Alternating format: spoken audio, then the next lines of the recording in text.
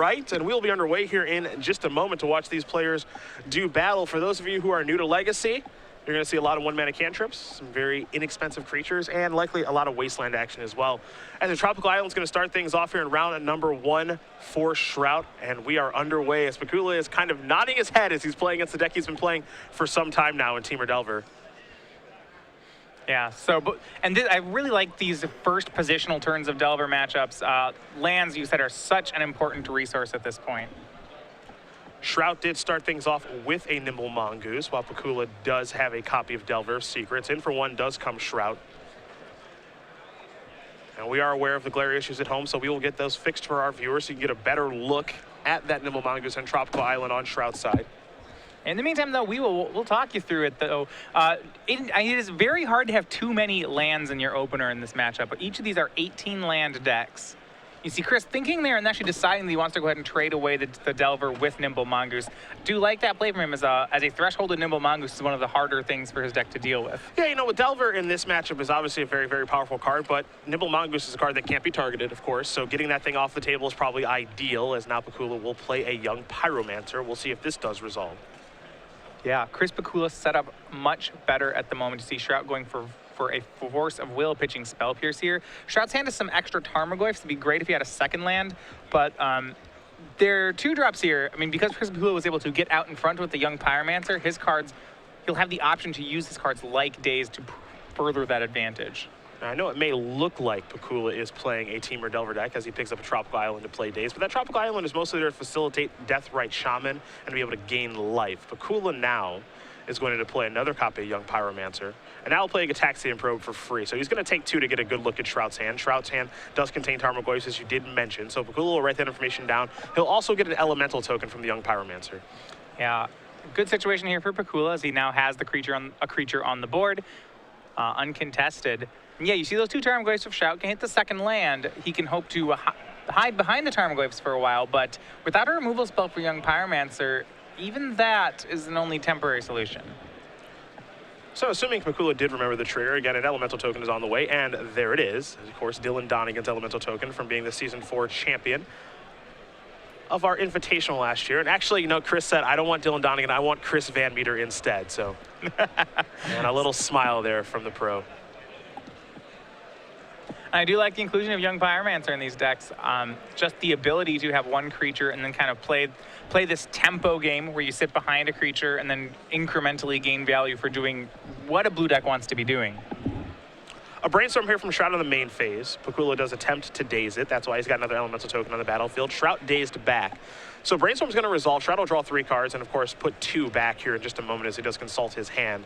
Did find a fetch land here, so he can shuffle away the bad cards if he'd like to in Wooded Foothills. But as you can see on the board right now, Shrout is pretty far behind in this game. Yeah, well, the danger here is that even though Chris was unsuccessful in countering the Brainstorm by using Daze, the fact that he got Shrout to pick up a land is nearly as good on this board because it sets Shrout back a turn, and as you can see, Chris already has a really developed army going on. Shrout plays another Delver of Secrets. Now Chris with his Tropical Island and the Volcanic Island in hand, also Polluted Delta over there. You can see a Force of Will in his grip too. Unclear if he has another blue card at this point, so we'll see where Chris wants to start the turn. He'll actually start with the fetch land there in Polluted Delta. And see if there's any attacking to be done. Looks like he's just going to send with the Elemental tokens, leave the Young Pyromancer back on defense. Not interested in trading that with the Delver of Secrets. We head back Shrout's way. He'll reveal Ponder to Delver of Secrets. It's almost like he knew it was there from Brainstorm, so now he's got a 3/2 flyer. Yes, he gets to go ahead and flip there. Yeah, the Young Pyromancer, way too valuable for Chris to trade there, as it's really his whole offensive. He does know that when Shrout has a second land, there's 1 and likely 2 Tarmogoyfs on the way. Well, here's the Wooded Foothills, so Shrout's going to sacrifice that. He'll wait a little bit just to make sure it's good to go, and it is. This is a format that does contain Stifle, so fetch lands are not always just good to go. Players have to pause a little bit. Shrout will search up a Volcanic Island to ensure that he does have all the colors of mana, blue, red, and green for his Temur deck. Yeah, now interestingly, and this is something I would expect both these players to know based on their experience with the format, Stifle is something you would expect out of a Temur Delver deck. Temur Delver usually playing 4 Stifles right now, and Shrout is doing that. Out of Grixis Delver, however, Stifle is less common. It's not unreasonable for Shrout to play around, but I think he would expect to not see them in Chris's list. It's a lot rarer in Grixis Delver than it is Temur Delver. Temur Delver is, really kind of a mana destruction, kind of mana screw you-esque deck with its stifles and its dazes and all the things that it does. Its wastelands, of course, as well, where Grixis Delver is not that so much. Yeah, but always good to be careful. Yeah, and to that effect, Chris is not playing any stifles this weekend. Shrout, take a look at the graveyard. There are some things to be concerned about when playing against Grixis Delver as far as graveyards are concerned. You see Shrout's hand with a Force of Will and a Ponder.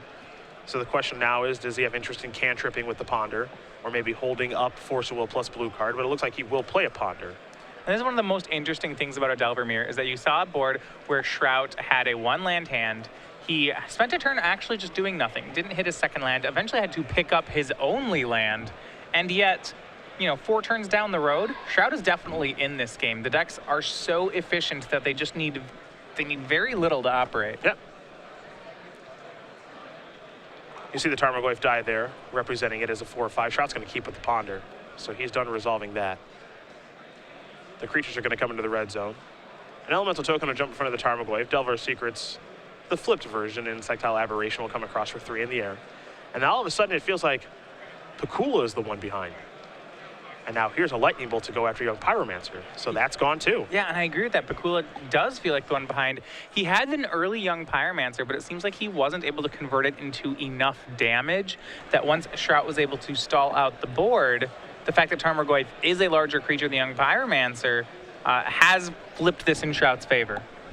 The Elemental Token here by Chris looks like it might be coming into the red zone. You see life totals in favor of Shrout right now too, 16-12. Chris unsure if he even wants to attack on this board, but it looks like he will. So Shrout's going to go down to 15. And we'll see what the follow-up is here for Pikula. Because a large delve threat, for example, is actually pretty good here, something like a Gurmag Angler, but he doesn't appear to have that. Yeah, remember the Grixis Delver deck does have 2 copies, as you mentioned, of Gurmag Angler and a copy of True Name Nemesis, which are all higher-end creatures than anything Shrout really plays. In his main, for example, no real way to get around or resolve True Name Nemesis. Pikula down to 5.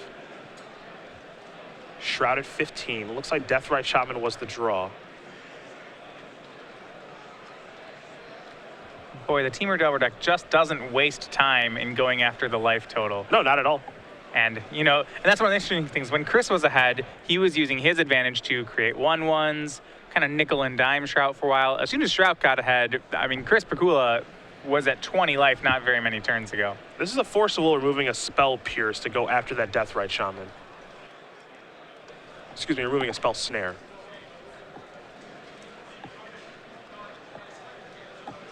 Chris doesn't really want to counter that because this is going to bring him down to 4. Yeah, so what that effectively does is this Force of Will in conjunction with the 3/2 flying Insectile Aberration means that those 2 fetch lands you see in play for Chris can no longer be used. And because of that, that's why Chris made another land drop of Volcanic Island. It's because he actually needs mana. Normally you'd hang on to those extra lands to brainstorm them away, but if you can't crack the fetch land, that's not a reasonable line. Pikula draws his card for the turn. It is of no help, and he will concede the game. So Andrew Shrout's going to win game number 1 here over Chris Pikula. Temur Delver is up a game over Grixis Delver to begin our coverage here from Washington, D.C., which means we'll take a look at the sideboards here, and we will start with Pikula. He'll be on the play, and you have that in front of you. Well, there are a couple options, I guess, when you talk about the cards you can choose to play in Grixis Delver. So some of the things that you sometimes see 1 or 2 copies of Terminate in a Grixis Delver deck. Chris is not playing any of those. So his deck is somewhat susceptible to a card like Tarmogoyf. Not actually able to kill that. So he's going to look for ways to get rid of that outside of the board.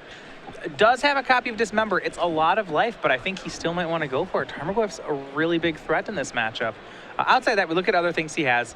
Pyroblasts seem great. He does have 2 Abrupt Decays. That's a great way to get rid of Tarmogoyf. So those are no-brainers. I think he'll have those in. Other than that, he does have 2 copies of Forked Bolt. That is really touch and go. It's great against turn 1 Delvers, but he does risk having a dead card if he wants to board it in. Yeah, it can be bad against someone. Well, it's always going to be bad against someone Mongoose, and it's likely bad against Tarmogoyf. Yeah, especially in a format of fetch lands, I would never expect a Forked Bolt to kill Tarmogoyf. Yeah, it seems pretty rare. As far as on Andrew Shrout side, he's got a couple copies of Submerge, 2 copies of Rough and Tumble, 2 Pith Needle, 2 Pyroblast, 2 Surgical Extraction, and Envelop, a Sulfur Elemental, a Flusterstorm, a Destructive Revelry, and oddly enough, this seems hard to cast, an Eidolon of the Great Revel. Man, you named it. Hard-ish to cast. That's a little bit surprising. Well, it's interesting because I think it triggers every card in Shrout's deck, which is what yeah. It doesn't trigger Force of Will, to be fair. There we go.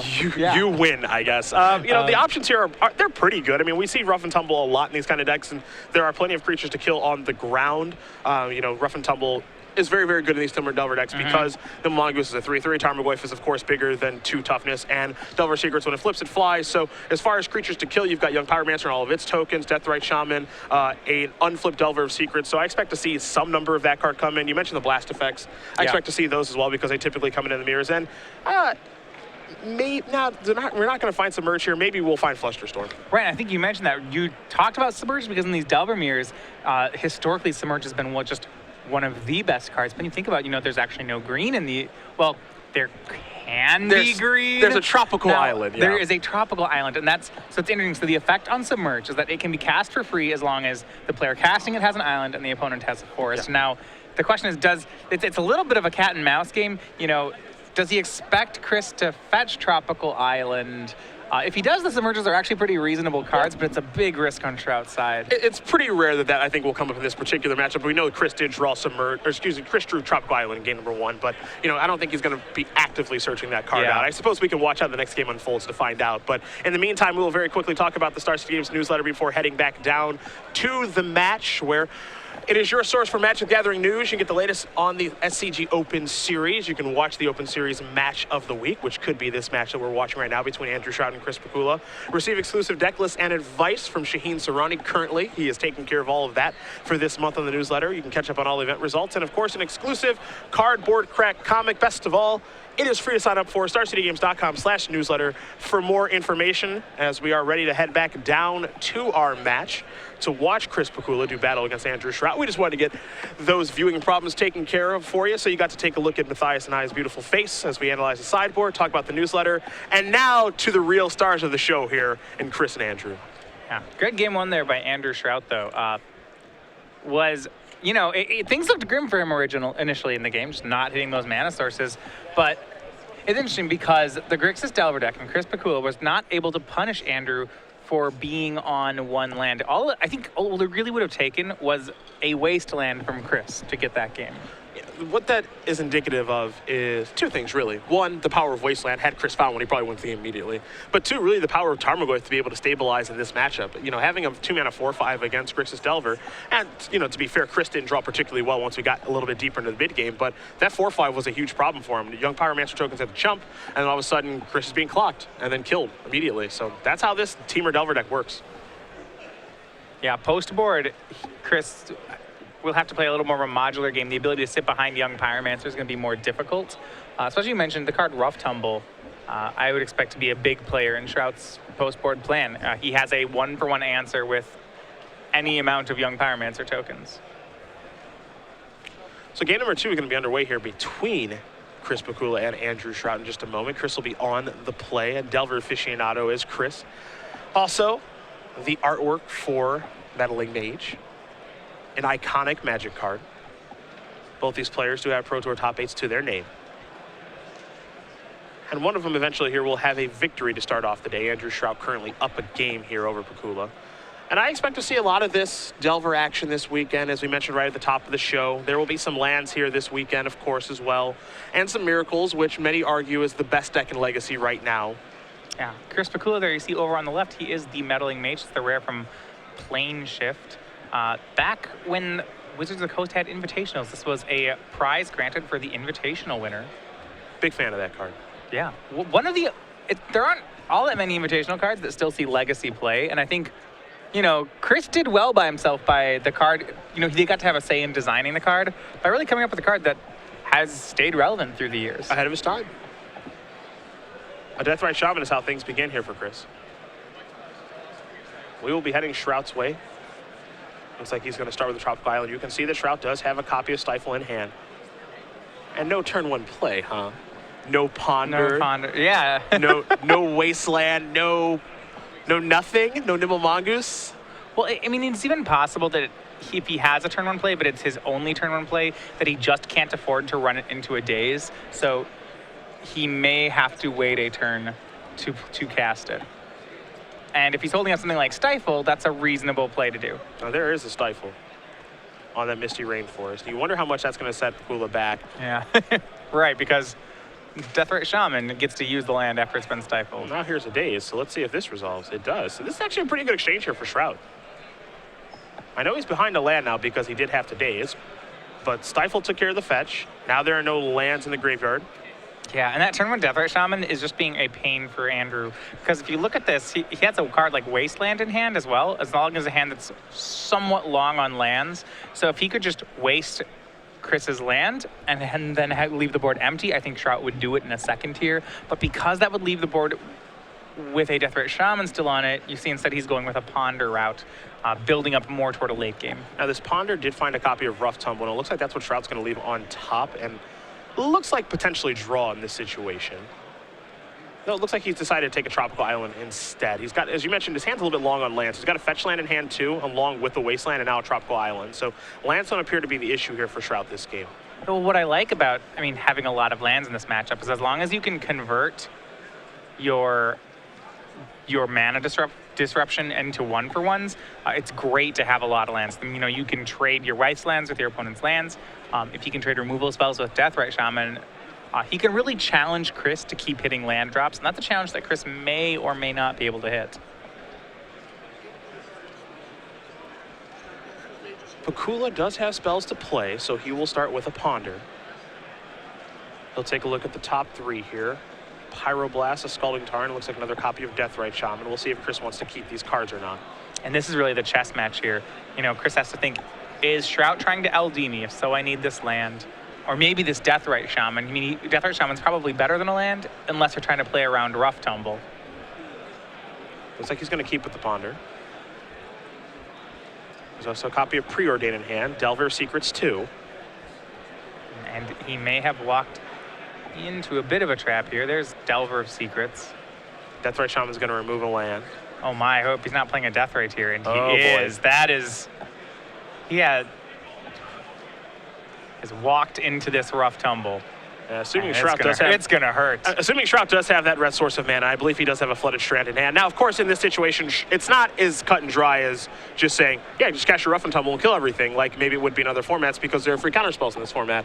Right. So a card like Daze, a card like Force of Will, plus removing a blue card. Chris does have 2 cards in hand right now. Makes it so that's not as clear-cut as it may appear to us here in the booth and to you guys at home. So, all right, if you wait a turn, you could play around Daze. But what's the cost? The cost is that Chris would get to untap with 4 mana, or up to 4 mana. I don't know if he has the lands to make 4, but it's going to be a lot. Also, if that Delver of Secrets flips into Insectile Aberration, the Rough Tumble will no longer kill it. Yep. And it may be one of those situations where the value is just too good here for Shrout to pass up on it. There's some danger, right? Because you're thinking if Chris was willing to commit that much into the board, there's a reasonable chance he's sitting on a Daze. Yeah. And Chris is someone who has played Temur Delver for quite a while, and Shrout knows that. So you also have to consider, okay, my opponent kind of knows what I'm up to and knows what my sideboard options are. But Rough Tumble is going to resolve the rough half of it. Yeah, and seems like it could be it's maybe a slight overcommitment. I don't know about the second Deathrite Shaman there. It does still give Chris a chance to reload. There is enough cards in his graveyard right now that he can cash a Dig Through Time in his hand, so it's not terrible for him. Yeah. At the same time, I'm not positive he needed to. Yeah, I like throwing out the Delver. Rough Tumble will get a 2-for-1. I don't know about the second Deathrite. Preordain's unresolving. That's a copy of Scalding Tarn. Pikula will pass the turn back over to Shrout. Shrout will take a draw step here. See, the one sideboard Dismember has been drawn here by Shrout. And you had a feeling that was going to come in. Does a nice job against the Gurmag Angler. Tarmogoyf has arrived. It appears that's going to resolve.